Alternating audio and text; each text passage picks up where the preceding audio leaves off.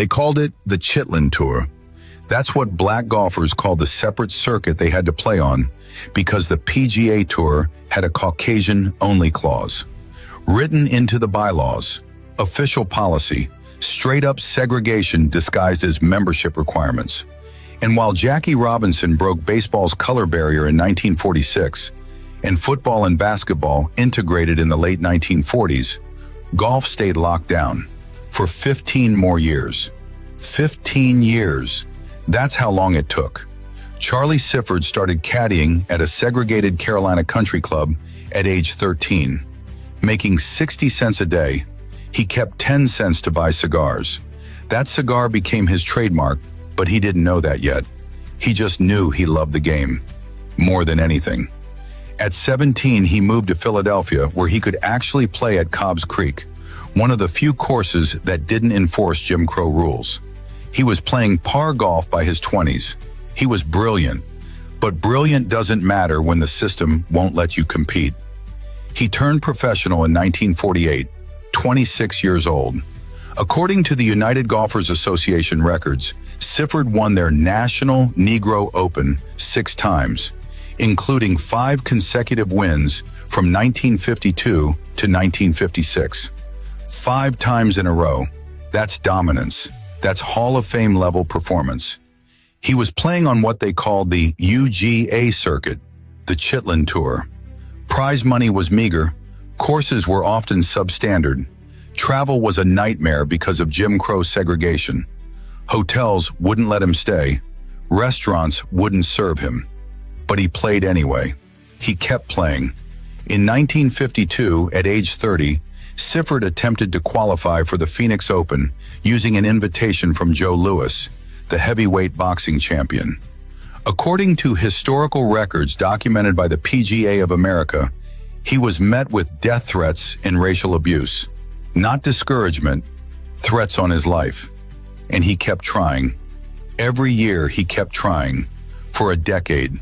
For 9 years he played on the Chitlin Tour, dominating the black circuit, while the PGA Tour remained exclusively white. In 1960, at 39 years old, 39, Sifford finally received an approved player card from the PGA. 39, not 30, not 35, 39. By that age, most golfers have already had their prime years. He was past his peak.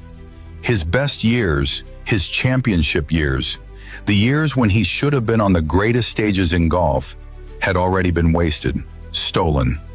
Then in 1961, the PGA formally struck down its Caucasian-only clause.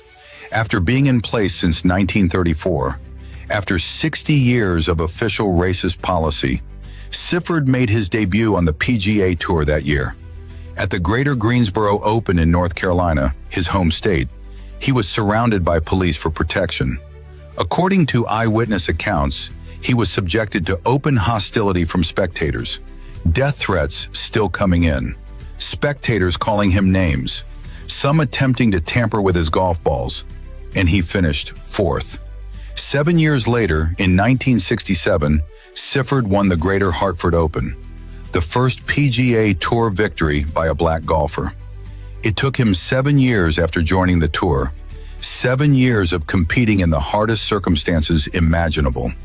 2 years after that, he won the Los Angeles Open. Only 2 official victories in his PGA Tour career. According to PGA Tour records, that's all he managed. 2 wins. Compare that to what he accomplished on the Chitlin Tour. Multiple championships, year after year of dominance. But those don't count in history. Those are erased. Tiger Woods understood what happened. When Sifford died in 2015 at 92, Woods released a statement saying Sifford was his grandpa I never had. He said, without Sifford, I probably wouldn't be here. Tiger understood the cost. He understood that a man had given up his entire prime, had endured death threats and humiliation, so that Tiger could simply exist in the sport. In 2014, President Barack Obama awarded Charlie Sifford the Presidential Medal of Freedom, the nation's highest civilian honor. 92 years old, 53 years after he should have been playing in major championships. 53 years late. And that's the story nobody tells.